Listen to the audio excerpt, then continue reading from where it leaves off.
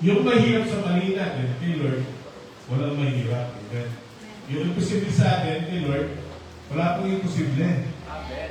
Yung, gaya nga po sabi ni PJ, sa interview niya, yung 1 year na kaya ibigay ni Lord sa atin, o yung 1 year na inaasahan natin blessing sa atin, si Lord, kaya niyang ibigay ng seconds lang, amen.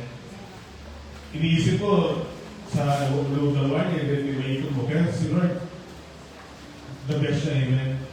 Siya yung gagawin ng ginagawa. Kapag sinabi ni Lord na tapos na, yun yung panghawakan natin. Kapag sinabi ni Lord na, oh, okay na yan, huwag mo lang isipin. So, yun po yung paghawakan po natin, amen? We can change. Sabi ko dito, hindi daw natin kayang baguhin yung mga nakaraan natin, yung mga kapalpakan natin doon. Pero si Lord, kaya niyang baguhin yung future natin.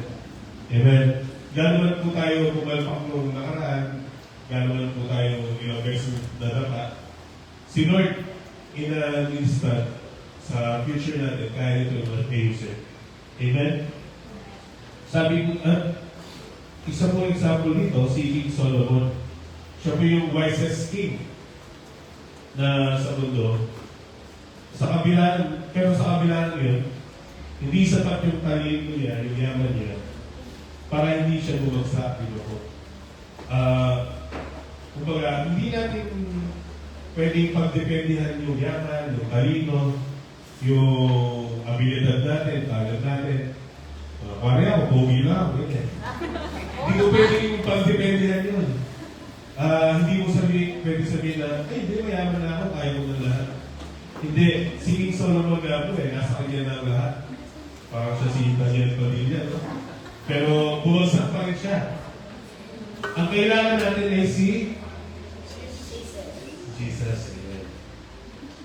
Sinasabi ng mundo, hindi ka nag-graduate, wala ka na pag-aralan, ay, 2 years course ka lang. Ay, di mo man nga nasunod yung pinag-aralan mo eh. Wala kang binagbat, wala kang bitaw. Sabi din, di ba? Ng mundo. Pero, katulad ng ibon, di ba yung ibon po, para makalipad siya, kailangan niya ng airplane? Hindi, pakpak. Di ba? Kaya po ng airplane, kaya kailangan niya ng pakpak para malipad, ng gas. Amen.